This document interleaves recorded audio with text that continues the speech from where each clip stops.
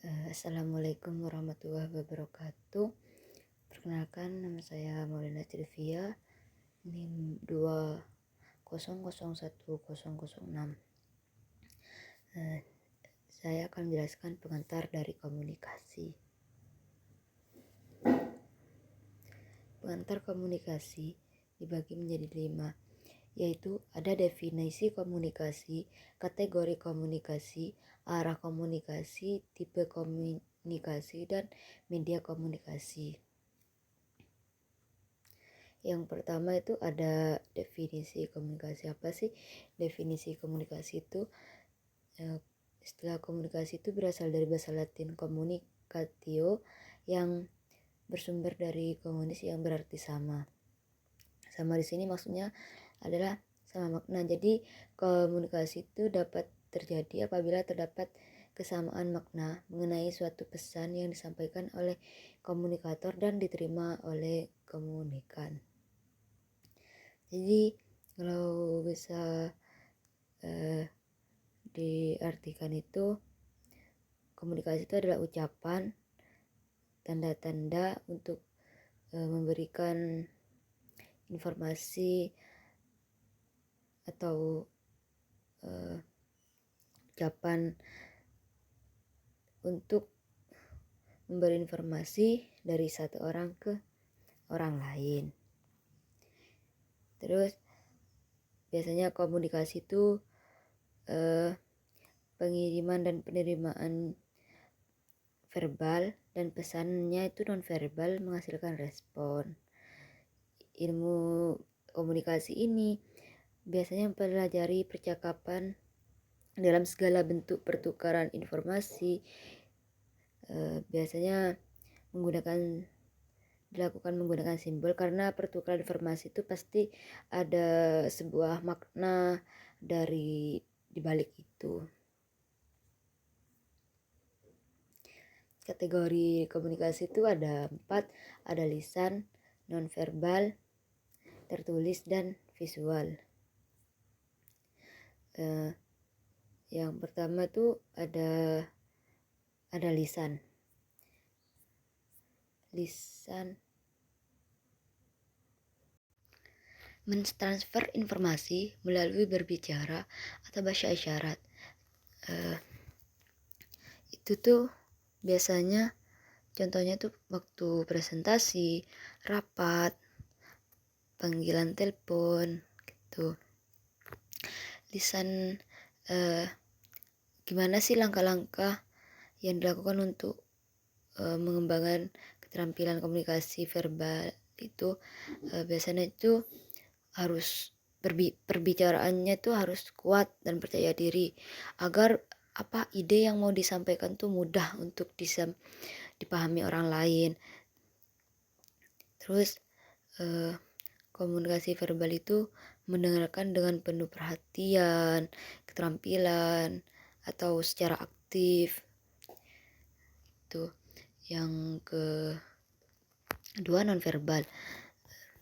Nonverbal di sini biasanya tuh menggunakan bahasa tubuh, gerak tubuh untuk menyampaikan informasi, seperti hanya menggerakkan tangan gitu, mimik muka gitu. Terus ada tertulis.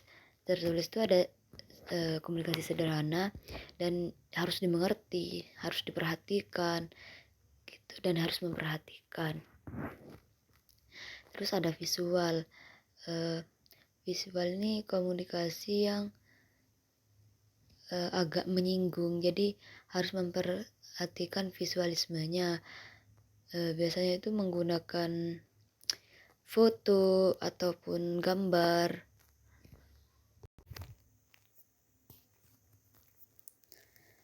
Nah, arah komunikasi itu dibagi menjadi 4 juga. Komunikasi yang pertama ada komunikasi ke bawah, di mana komunikasi ke bawah itu komunikasi dari tingkat atas ke bawah. Itu biasanya tuh seperti dari pertukaran manajer ke karyawan, informasi manajer ke karyawan. Jadi tujuannya itu untuk melatih bawahan itu dalam melakukan pekerjaan, bisa memotivasi karyawan tuh untuk meningkatkan kinerjanya lebih bagus gitu. Lalu apa sih biasanya manfaat komunikasi ke bawah itu? Biasanya tuh dari kepuasan kerjanya, ketika manajemen tuh mengomunikasikan kepada karyawan tentang kinerjanya mereka tuh bagaimana. Terus yang kedua tuh ada tugas wewenangnya, manfaatnya. Terus ada misi dan tujuan. Jadi setiap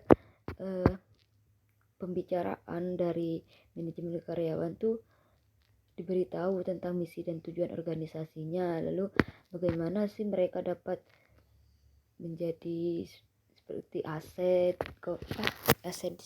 berkontribusi gitu misal. Terus ada komunikasi ke atas. Komunikasi ke atas ini biasanya ketika organisasi itu berpartisipasi, berkomunikasi dalam pengambilan keputusan secara bebas dan berkomunikasi dalam mengambil keputusan ya. Ini biasanya itu metode yang dilakukan itu seperti penanganan keluhan gitu, kebijakan pintu terbuka atau konseling, kuesioner gitu. Terus ada horizontal, komunikasi untuk mendiagnosis dan menghasilkan solusi alternatif itu atau perpindahan informasi dari tingkat atas ke bawah. Jadi komunikasi horizontal ini berkomunikasi dengan orang lain pada tingkat mereka sendiri gitu. Tujuannya itu yang untuk mengembangkan kerja tim, untuk mempromosikan koordinasi kelompok, organisasi. Terus ada diagonal. Diagonal itu komunikasi vertikal yang terjadi antara untuk menasehati, menginformasikan dan mengarahkan. Biasanya itu kalau diagonal tujuannya itu ya untuk menasehati, mengarahkan, menginstruksi. Terus ada tipe komunikasi. Tipe komunikasi ini ada dua, komunikasi interpersonal dan komunikasi massa. Biasanya komunikasi interpersonal itu komunikasi yang dilakukan tatap muka yang paling efektif. Biasanya dilakukan 2 orang lah atau lebih untuk mengembangkan dialog sebagai keputusannya itu bagaimana. Terus ada komunikasi massa. Komunikasi dengan audiennya tuh lebih banyak dari pada interpersonal. Terus menggunakan media massa tuh untuk menjangkau jumlah masanya berapa. Ada media komunikasi. Media komunikasi itu dibagi menjadi 2 juga. Itu media komunikasi interpersonal dan media komunikasi massa. Dimana yang interpersonal itu komunikasi yang dilakukan antara 2 orang seperti melakukan konseling, memberikan informasi, home visit. Terus interpersonal itu dalam kelompok field visit atau demonstrasi. Media komunikasi massa itu menggunakan media elektronik atau media cetak dan media internasional. Terus di sini nih ada konseling. Apa sih itu konseling? Pengertiannya itu interaksi antara farmasi dengan pasien atau keluarga untuk meningkatkan pengetahuan, pemahaman, dan kepatuhan sehingga terjadi perubahan perilaku dalam penggunaan obat dan menyelesaikan masalah yang dihadapi pasien. Itu konseling. Apa tujuannya? Ya untuk membangun kepercayaan kepada pasien. Pasien bagaimana sih menggunakan obat dengan benar, menunjukkan perhatian, kepedulian, terus mencegah untuk kayak mengurangi masalah yang berkaitan dengan efek samping dari obat ya gitu. Terus siapa sih yang perlu dikonseling itu? Biasanya pasien dengan kondisi khusus. Contohnya itu seperti mempunyai penyakit gangguan fungsi hati, ginjal, ibu hamil, ataupun yang menyusui. Terus pasien dengan terapi jangka panjang, biasanya itu dengan pasien yang mempunyai penyakit AIDS, TB, epilepsi, atau diabetes mellitus. Terus pasien dengan polifarmasi, pasien dengan tingkat kepatuhannya yang rendah, terus pasien yang menggunakan obat dengan instruksi khusus.